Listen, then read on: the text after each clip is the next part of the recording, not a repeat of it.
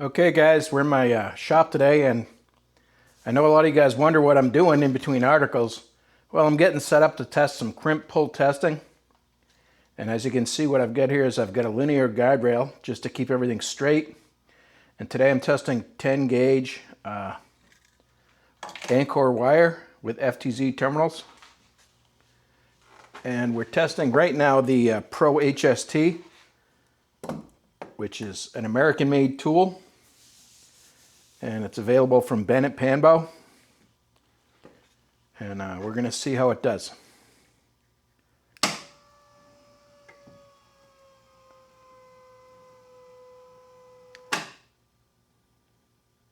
Holding it 200 plus pounds.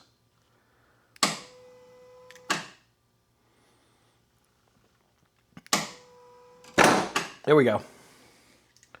Over 200 pounds. So that exceeded mil spec. Awesome tool, and you'll see this in a full article eventually. I'm also going to test battery lugs, so you guys will see a lot. Hope this helps. Bye-bye.